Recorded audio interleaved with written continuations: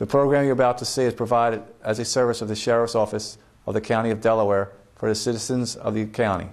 As such, the county makes no representation as to the suitability of this information for the particular purpose. To that extent, if you use or implement this information in your own setting, you do so at your own risk.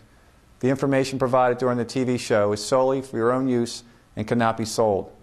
In no event will the County of Delaware be liable for any damage, whether direct, consequential, incidental, or its use, or the inability to use the information provided by the TV program.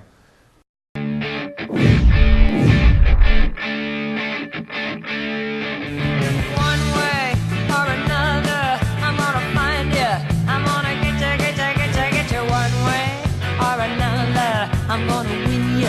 I'm gonna get you, get you, get you, get you. Where I see it all, find it.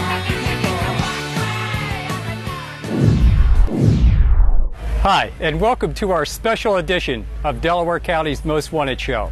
As you can see, we're on location. We're at the 5th annual Run Walk / Car Show benefiting the Delaware County Sheriff's Reserve Unit. And basically what we're doing with the proceeds from what the monies that we were able to generate today is to provide them for scholarships at Delaware County Community College and also at the St. John Holy Savior Parochial School right here in Lower Chichester Township. It's nice to be on location. As you can see, we have hundreds of cars here, beautiful cars. And we had probably over 150 to 200 runners, walkers that participated on this extremely hot day. I walked in the race this year. This is the first time that I did walk. Typically, I'm a runner, but I'm no longer able to do the running, so that's why we added the car show. So one other thing I just wanted to mention to you. As you can see, we have our new shirts, Delaware County's Most Wanted, and like we mentioned to you before, we want to hear from you. So your suggestions about the show.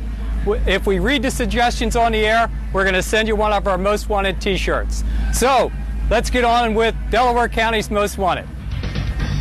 Delaware County's Most Wanted. Roberto Cortijo, charged with aggravated indecent assault. Learn more in the upcoming fugitive profile in this program.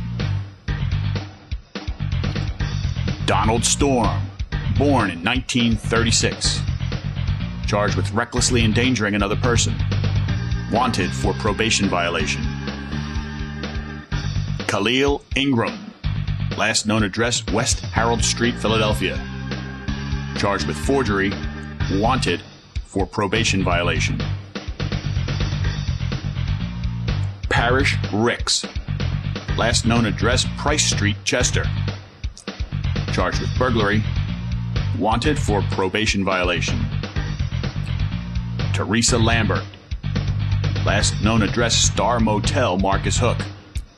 Charged with forgery, possession of a controlled substance.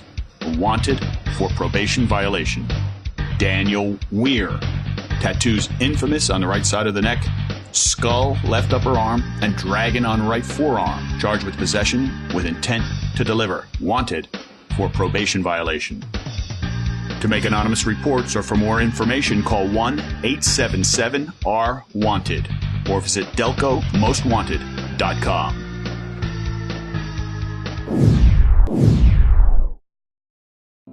Over 57,000 members tell us we offer the best products, rates, and services in the communities we serve.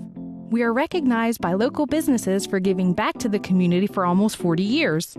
And we were recognized nationally as Federal Credit Union of the Year. Stop by any branch to find out how easy it is to join Franklin Mint Federal Credit Union. And be sure to ask about our Super Saver savings account.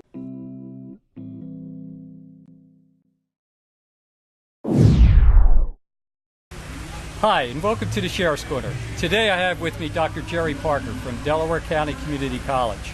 And as you can see, we're on location, and Jerry just finished the 5K walk and run for scholarships. On a very hot day, I might add. It's plus 90 and it's very humid. And he did extremely well. And as you can see, we have a new venture added to our walk run. This is our 5th year. So we've added the car show, and hopefully this is And- going to help us increase revenue, so we'll be able to actually increase the amount of money that we're going to be able to give Well, it's to pretty obvious. students. You've added numbers this year. I think it must be the largest ever. I mean, in the 5 years. Great turnout. Well, thank you. And that's what we want to do. And basically, as you see, with the turnout that we have, we're turning this into an all-day event. Yeah. And Well, the Delaware County, the college is where the beneficiary, our students are. So we're delighted to be a part of this. We turned out, I think, 40 folks on our team, our BCCC Phantom team this year. So we're delighted to be a big participant in this event. And it shows. It's good to see to have my old That's right. colleagues from Delaware County Community College. What not everybody knows is that Joe is a graduate of ours, and we're proud to have him among our successful graduates. So. Well, thank you very much.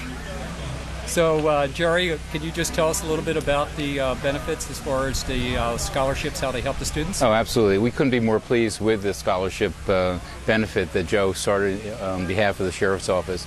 And every year the numbers of students that have been supported by this scholarship fund have gone up.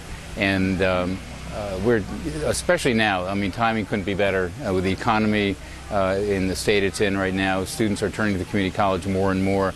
And these students don't have the means, they don't have the normal incomes to fall back on themselves. And so this has really enabled many students who otherwise would be sitting on the sidelines able to either return to college or start college for the first time. So it really for this year, couldn't come at a better time.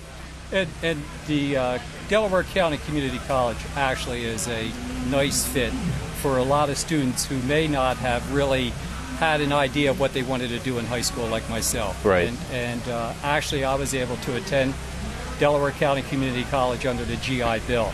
So being able to help other like-type students to be able to have access to the community college, I think once they get there, they get turned on to education, and then the sky's the limit.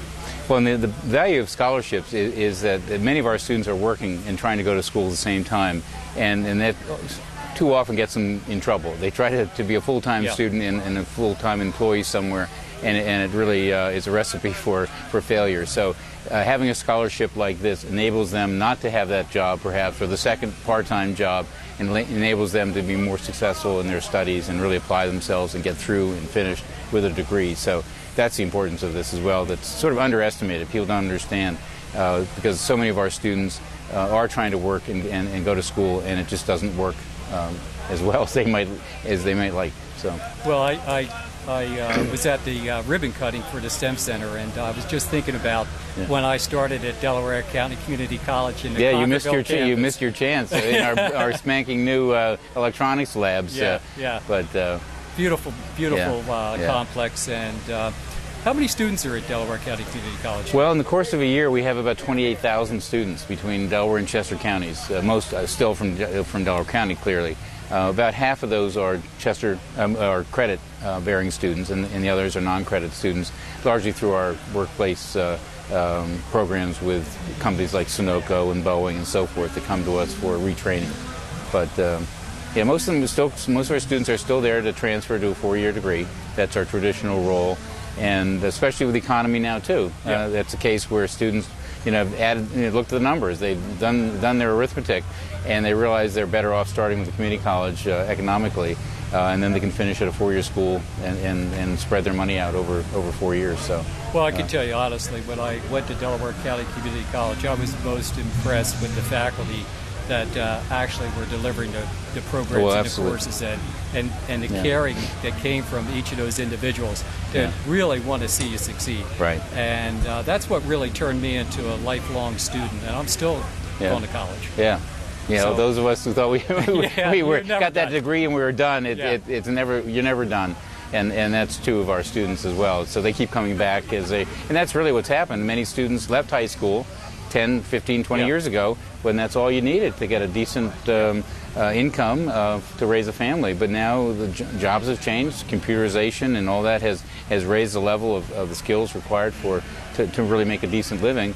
And so we get a lot of students who thought they were done, and they're back, upgrading their skills, refining their skills. Sometimes the employers will pay, but more often than not, they have to do it on their own. And that's, again, where those scholarships come in. It's a case of trying to maintain, keep up with the changes in the workplace. Otherwise, they're going to find themselves with obsolete skills and not able to maintain. So we're seeing a lot of people coming back to us to retool, get those skills up, and so they can maintain their livelihoods. Well, I'm actually honored to be a part of it, and I look forward to expanding the number of scholarships that we're going to. Well, hopefully we'll have a 10-year reunion like this and interview like this. So look forward to it. Okay. Well, thank you, Jerry. Thank you. Thanks Joe. for coming out. Thank you.